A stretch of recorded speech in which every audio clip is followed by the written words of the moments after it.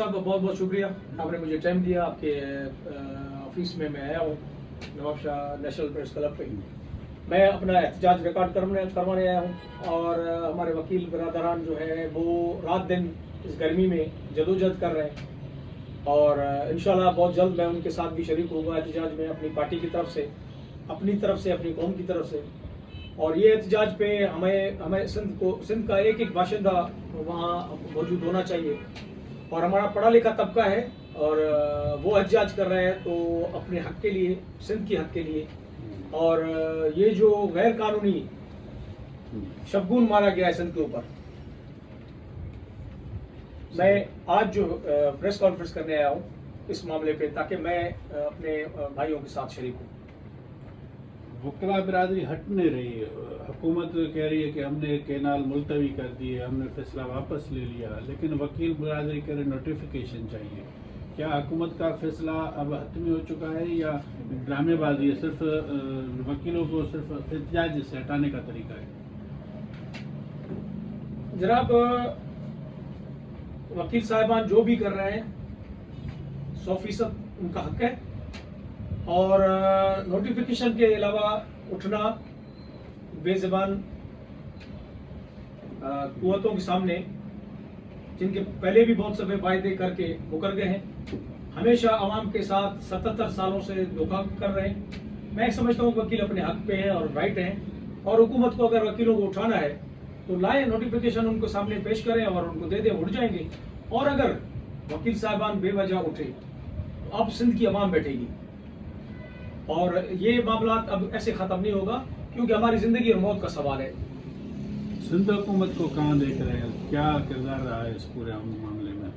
सिंध हुकूमत ने हमेशा धोखा दी है। पीपुल्स पार्टी हमेशा से यही किरदार अदा करती आई है। भुट्टो साहब से लेकर आज तक यही होता रहा है हम सिंधियों के साथ, सिंध वालों के साथ। और अगर पीपुल्स पार्टी हमारे हक में होती, पीपुल्स पार्टी अवाम के हक में होती, आज ये हाल हमारा नहीं होता।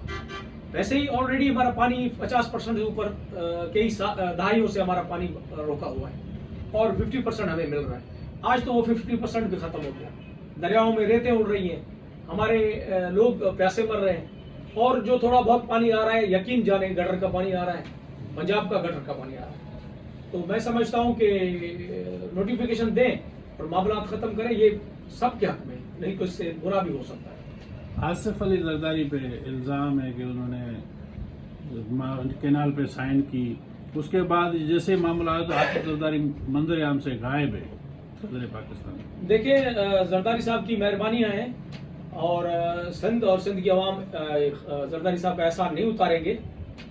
और वैसे ही 35-40 सालों से तो हम पीपुल्स पार्टी का एहसान नहीं उतार पा रहे, उसका कर्जा नहीं उतार पा रहे और शायद वो इसी तरीके से अपना कर्जा हम लोगों से निकाल रहे हैं और कर्जा ले रहे हैं। और मैं तो हैरान हूं अपने इदारों के ऊपर कि बलोचिस्तान में मारंग बलोच को गिरफ्तार करके बैठे हुए हैं, समी बलोच को उन्होंने गिरफ्तार कर रहे हैं और बार बार छोड़ रहे हैं। खैबर पख्तूनख्वा में पठानों का मार मार के कचूमर बना के रख दिया है। शहरें हमारे वीरान होने शुरू हो गए, माले गलियां वीरान होने शुरू हो गए, जमीनें बंजर हो गई हैं। मुझे समझ में नहीं आ रहा कि हमारे इदारे करना क्या चाहते हैं। अगर कुछ बुरा ही करना चाहते हैं तो फिर वाज़ेह बोल दें।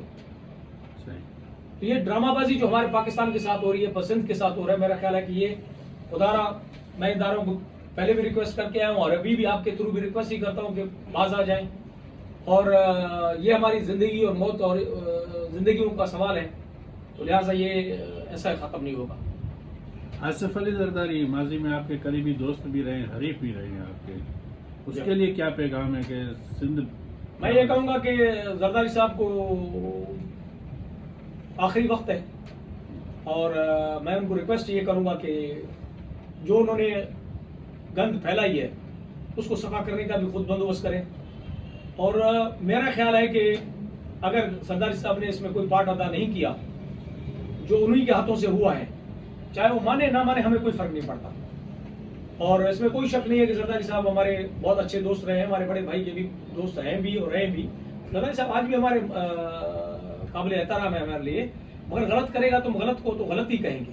اور میں یہی کہوں گا کہ زرداری صاحب آخری دنوں میں، اور ان کی ایج بہت بڑی ہے، بیمار بھی رہتے ہیں، کچھ اچھا کر کے جائیں، کم سے کم ان کی بعد میں اولاد جو ہے اس کے نام پہ اور پیپلز پارٹی کے نام پہ سیاست کر سکے، یہی ان کے لیے بہتر ہوگا۔ سندھ کے عوام کے لیے کیا پیغام ہوگا؟